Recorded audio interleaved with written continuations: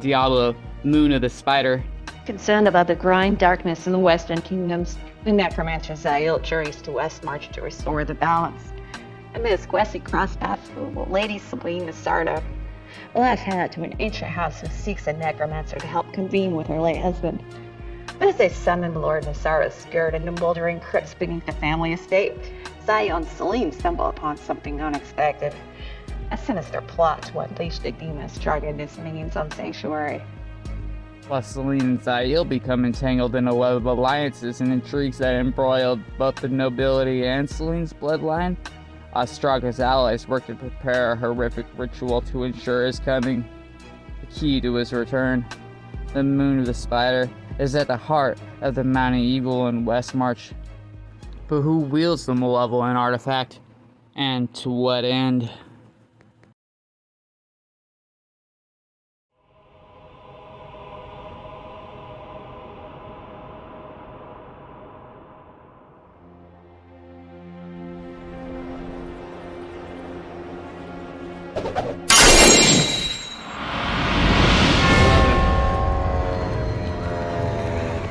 Zael plummeted through a vortex of maddening sounds.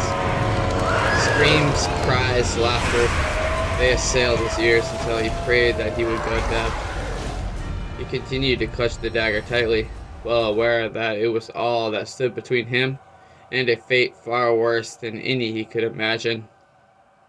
The ritual blade flared bright, but its comfort was minimal in this monstrous realm. Then, without warning, the webbing vanished. The necromancer tumbled free and collided a moment later with a hard surface. Zael lay there stunned for a time, unable to do anything to defend himself. With each moment that passed, he expected to be torn apart. Yet nothing happened. Finally, with great effort, the Rothmanian pushed himself to his feet.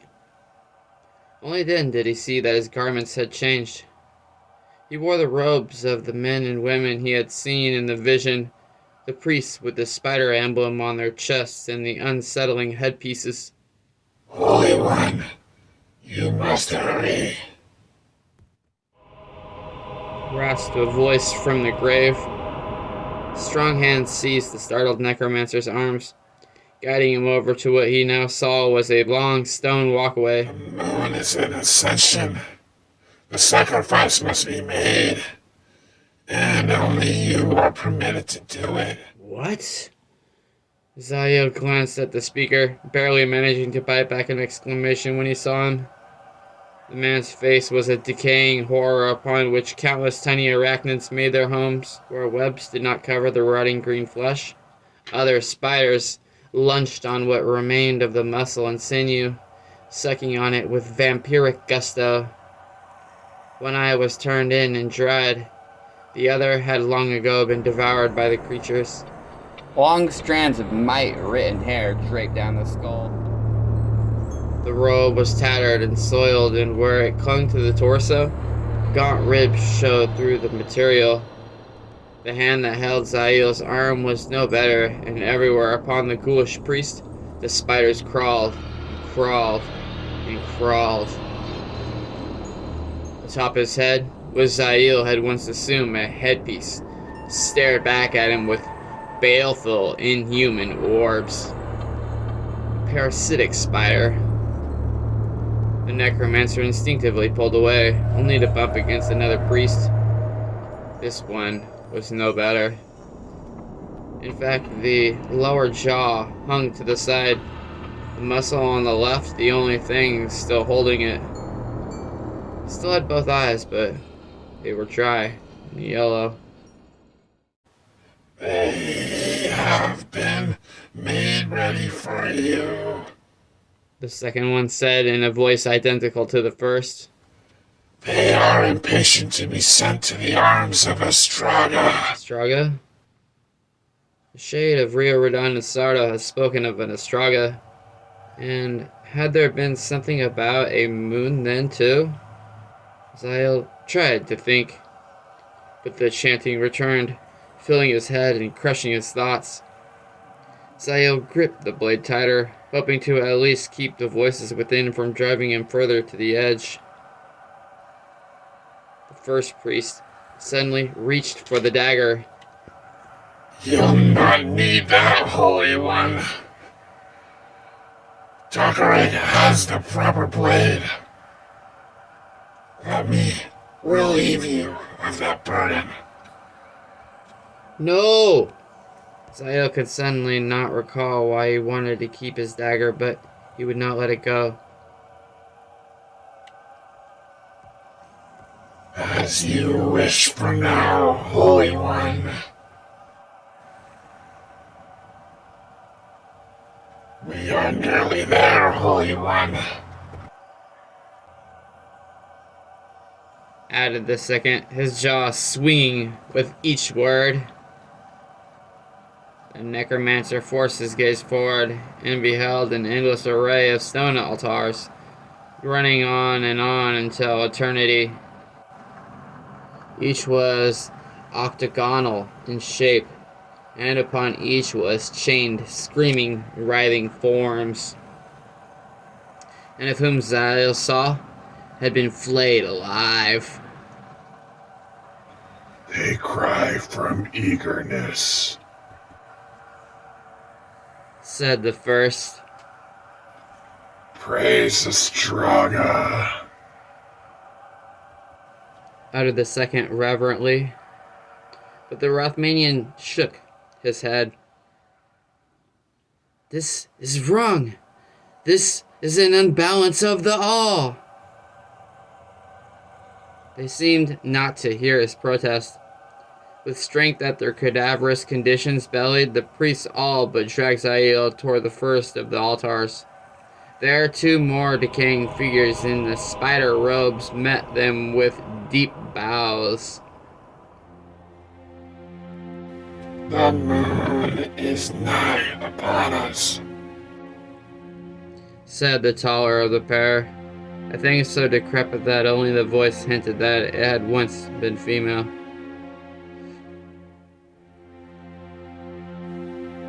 Astraga is ascendant, added her companion, whose more rotund stomach squirmed under the festering garment.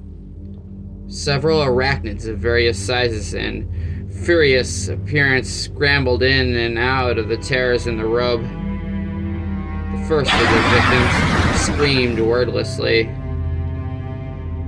The female cadaver softly stroked the victim's skinned head. let us not leave him waiting any longer, Holy One. He yearns to be a part of Astraga's glory. Yes. Of course. Zael slowly raised the ivory dagger. Not that blade. She immediately interjected, catching his wrist. In her withered hand, she held up another dagger. It was utterly black and had etched on its hilt a wicked, eight-legged pattern. At the same time, the first priest again attempted to peel Zael's fingers from the ivory blade. His efforts proved for naught, however, and at last, the ghoulish group was satisfied when the disoriented necromancer instead took the black weapon in his free hand.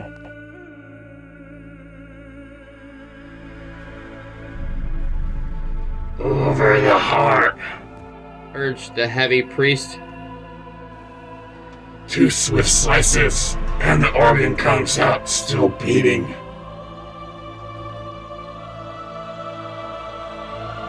The heart, Zael muttered. His eyes swept over the agonized figure. The upper layers of skin had clearly been flayed with great expertise, enabling the victim to live through it. The Rothmanian suspected a potion of some sort had been administered to the man before his torture, so that the shock would not kill him either. With the decaying priest to guide his hand, Zael prepared to cut into the chest cavity. 2 swift slices. They would have to be deep ones if he wanted to reach in and immediately grab the heart. He glanced at his own weapon. It would really be best to be rid of the other dagger. It had nothing to do with the strongest sacrifices, and would only make tearing the vital organ out that much more troublesome. But before he could hand it to one of his companions, the priest, with only a partial jaw, gazed up and declared, The moon spider is upon us. Estraga is with us. Zael looked up. The moon was a perfect sphere, round and gleaming. At first, it was completely pale, but then, over the upper edge, shadows crept. They flowed down in one river after another until there were 8. Then, as the first of them reached midway down, a larger, round patch of blackness followed. And in seconds, the gargantuan form of an arachnid filled much of the moon. Zael stared at it, stunned by how real the shadow seemed. You must strike now, Urged the first priest. Strike now. Strike now. The robed figures flanking the other altars took up the new chant. Strike now. Strike now. Strike now. Strike now. Strike now. Strike now. Strike now, and the blessing of Estraga will be upon you. Strike now. Strike now. The flayed victim suddenly declared, lidless eyes burning into the necromancer's own. You will be the vessel of my glorious renewal. You will be a god among mortals. Zael's hand faltered. He shook his head, and when the decaying priest sought to help him finish, the Ruthmanian suddenly tore away. No! By Ruthma! By Odiasen! By Tharani! I command you to be gone! The ghoulish figures moved toward him. Now, Holy One, Began the first. you have a duty to fulfill, a destiny. Give me the white blade and all will be understood and accepted by you. I will give you the blade, certainly. Zael shifted his grip on the black dagger, then threw it at the demonic speaker. The sinister weapon sank not into the priest's chest, for what heart would remain after so long, but rather the head, where the necromancer knew that the force animating this corpse linked to it. The dagger buried itself in the skull. The priest's hands jerked to the spot where they feebly tugged at the hilt. The ghoul collapsed in a ghastly pile of rotting meat, bones, and cloth. The female figure lunged towards Zael, the others right behind her. You must complete the sacrifices! Zael held his own dagger before him, repeating the names and adding to them. By Rathma! By Odiasen! By Tharani! By the Jellic! By Murmith of the Wing! By Tragal! I cast you all away! I deny this place! This monstrous realm! The rest of the undead priests converged on Zael, a swarm whose form became more horrific as they neared. They reached for him with claws and hungering mouths. To the necromancer, it was the nightmare of Ure relived. Only this time, it would tear off more than just his hand. Muttering under his breath, Zael summoned the Den Drag, the teeth of Tragal. The air before him filled with gleaming projectiles that immediately shot forth of the monstrous horde. The first of the ranks, including the original priests, fell, pincushioned by the powerful spikes. The bodies twisted and turned, then melted, fading away to nothing but tiny red puddles. But still legions poured toward him. Although he knew the effort would prove fruitless, Zael glanced behind him in the hopes of finding some escape. And there, but a few yards distant, a white hole beckoned. Aware that it might be a trick, Zael nonetheless ran. He could not stay and fight indefinitely. His escape from the hypnotic spell cast over him had been a fortunate turn, but against such numbers he would surely succumb. As the cloaked spellcaster neared it, the hole suddenly flared. Zael covered his eyes and held out his dagger, certain that he had stepped into yet another trap. Instead, from behind him he heard a tremendous moan. Daring to look back, the Rothmanian saw the first ranks of the demonic priests turn to dust in mid-stride. Whispering an oath to drag out, Zael threw himself into the hole. Behind him, he heard the outraged hiss of something far more malevolent than the throng of undead. Something struck his back, and he felt his momentum almost slow to a halt. At that moment, the hole closed. And in the next instant, a deluge of rain poured down on the startled necromancer. He fell to the ground with a heavy thud, every bone quivering. Thunder briefly deafened him. Stiff and weak, Zael lay there for several minutes. Had the undead horde fallen upon him then, he could have done nothing to stop them from ripping him apart. Gradually, though, his breathing became regular and the agony coursing through his body subsided to something tolerable. Blinking clear his eyes, the necromancer finally surveyed his surroundings. A thick, shrouded forest of pines and oaks greeted his gaze. A steady rain beat down on him. Despite Zael's exceptional vision, he could not see very far or very much. It was night, which made him suspect that he had not been long out of his cell, and the forest looked like one he would have expected to find in Westmarch. But where was the city? In every direction the Rothmanian saw only more shadowed trees. Slowly it registered to him that he still held his dagger in his left hand. Holding up the mystical blade, Zael muttered a short spell.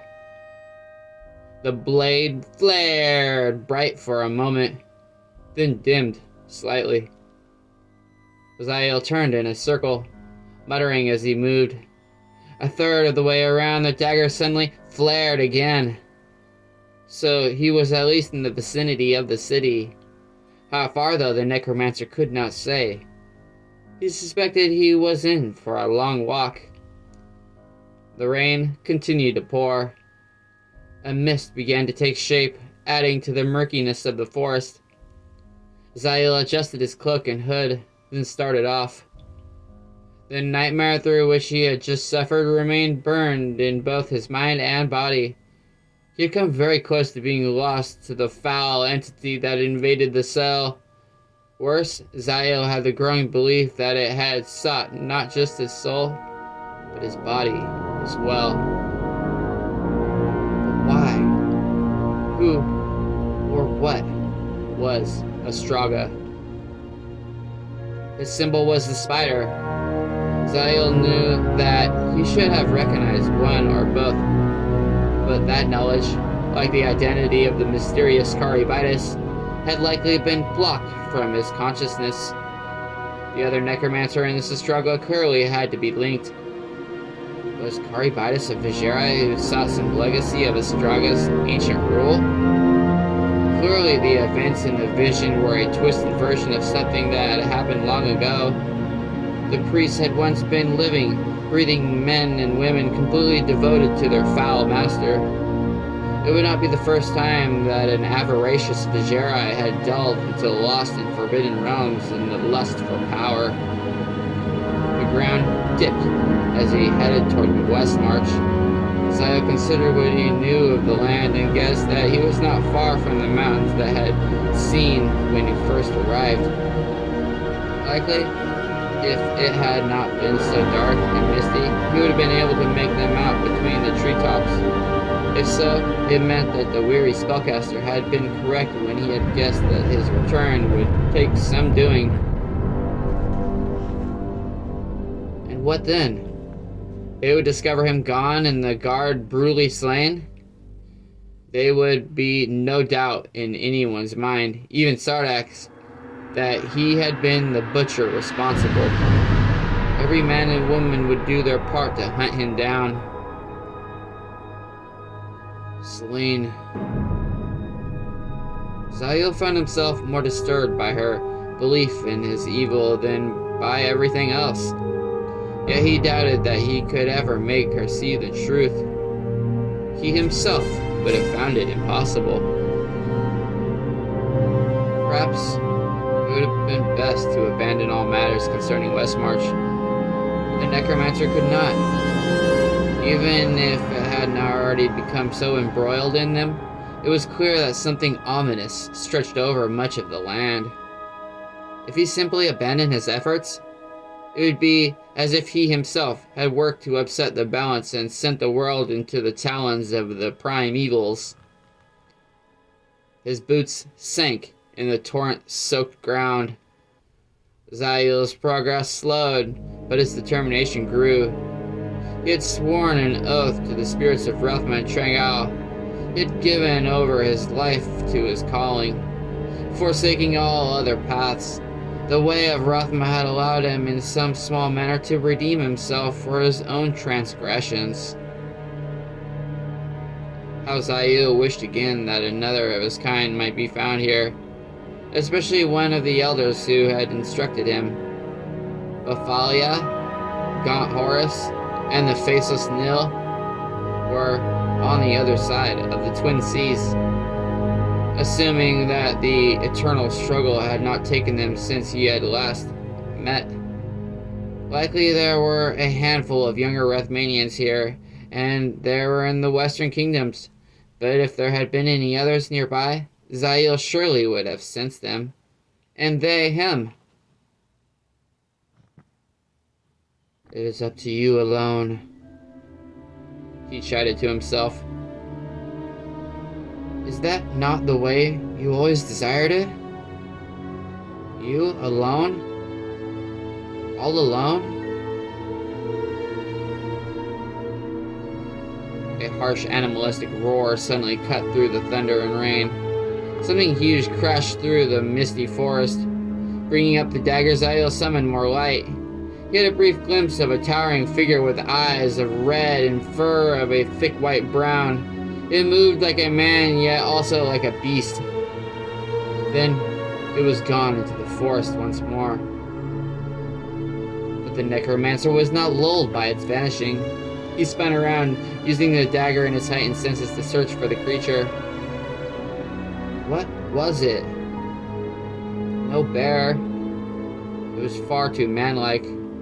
There were traits that Zahil could recall from the momentary glimpse that reminded him of something else. Something from his teachings. The leaves behind him rustled ever so slightly. Zahil rolled away just as a giant shape lunged at where he had been. The necromancer attempted to cut at it as it went past, but the creature proved quite agile for its size and twisted out of the range. The beast did not hesitate, bounding into the forest again and vanishing as if it had never been. Breathing heavily, the Rethmanian waited. When several seconds passed, the huge figure did not return. He cautiously rose, but by no manner of the imagination did he believe himself safe. With the two attacks, the beast had taken his measure.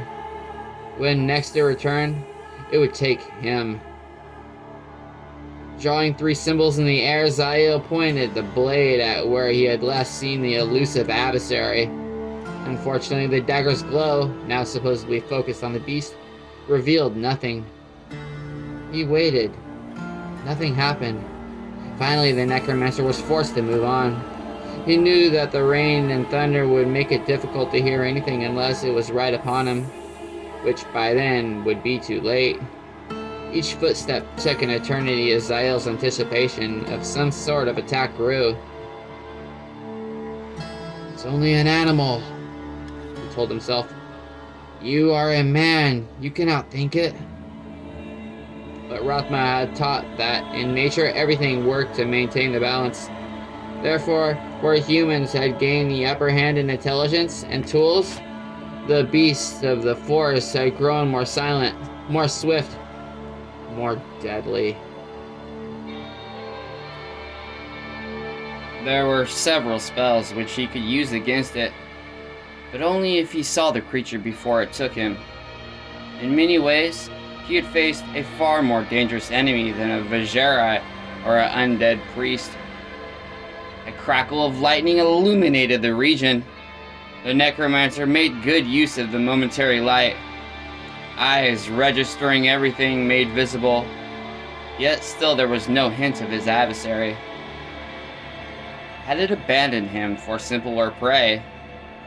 Zael had his doubts, but if it still pursued, then why had it not attacked again? He stumbled along for several minutes more, wary of every shadow and movement. The ground dipped more steeply, the incline such that the soaked spellcaster had to hold on to underbrush with his right hand as he made his way down to more even land. A trickle of water caught his attention. Squinting, Zael barely made out a stream running across his path. With great caution, he put one foot into the water, then another. From out of nowhere, a great fist caught him across the face. The necromancer slipped into the stream, his dagger flying. Again, he heard the blood-curdling cry of earlier and the sound of splashing. With a rush of water pouring across his backside, Zael looked up. The outline of a brutish giant filled his gaze. Zael's left hand instinctively shot to the side. The dagger flew from where it had fallen, landing neatly into his palm. He brought it up and fed the full force of his will into its illumination. Their area erupted with light, as if a dozen bolts from the sky had struck simultaneously. The beast let loose a startled roar and instinctively covered its eyes. And for the first time, Zael beheld the Night Howler. It was indeed built like a man, but disproportionately. For although its legs were thick, hairy trunks and its lower torso was twice as wide as Zael's, they were dwarfed in comparison to the barrel chest and the colossal shoulders, which surely spread 6 feet across. The shoulders had to be so gargantuan, for the brutish arms attached to them would have served any army as a good pair of battering rams. Each fist was wide enough to take Zael's head whole and clearly had the strength with which to crush his skull without difficulty. It was a wonder that the Rathmanian was alive, much less conscious.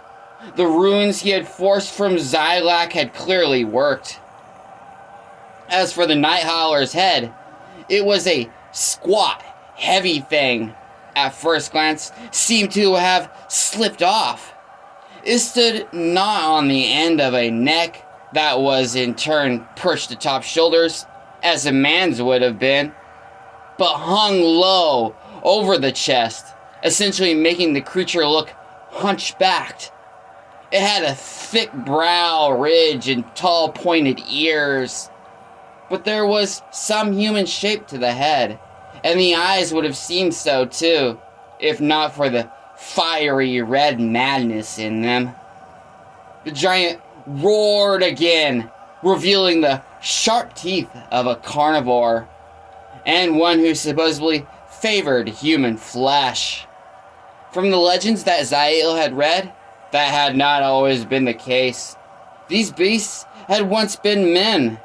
The taint of the primevals had touched even their pure souls, reducing them to these marauders. While they caused havoc among humans, the true pain was that it was inevitable that the night howlers and their like would be the first losses in the struggle for the balance. Men would have had already begun to hunt them down, their lush coats a bonus since they were sought after by the wealthy. Zael regretted the fall of the men who had been turned into these creatures, but not enough to give up his own life as a feast to this creature. As the giant recovered, the necromancer turned his blade downward, then cast. A pale blue shimmer momentarily surrounded the night howler. Raising its fur, the beast let out a grunt, but only after seeing that nothing else happened, reached for Zael. And at that point, a lightning bolt struck the monster head on. The force of the bolt tossed the screaming creature like a tiny toy across the area. The giant collided with a tree, which snapped under the impact, the upper portion of it landing several yards to Zael's right. Legs shaking, the necromancer straightened. He eyed the darkened form lying amidst the wreckage of the tree stump. The smell of the singed fur touched Zael's nostrils. The night howler did not move. Rathma be praised, Zael murmured. With both his strength and his concentration on the wane, he had doubted his ability to do anything should his last spell have failed. He had made the monster a virtual magnet to the harsh effects of both elemental magic and the very elements themselves, hoping most of all that the storm would react immediately. To his good fortune, it had. Clutching a nearby trunk, Zael turned from the still form. How much farther he could manage, he did not know, but he had to keep going. Somehow he would reach Westmarch. There was no choice. From behind him, there came a long, deep grunt and the shifting of rubble. Zael looked over his shoulder and beheld the night howler rising like a dark phoenix from its ashes. It shook its head as it stood, and although the Rathmanian could not see the eyes, he felt them fix on his. Gritting his teeth, the necromancer propped himself up against the tree. He raised the dagger, but at first his mind was too unfocused for him to cast the spell. The furred giant weaved uncertainly. Zael marveled that it even lived, much less could stand and walk. If lightning could not stop the beast, what force could? The creature stumbled, then fell to one knee. It paused there, its heavy breathing yet another sign that the lightning had indeed done it great damage.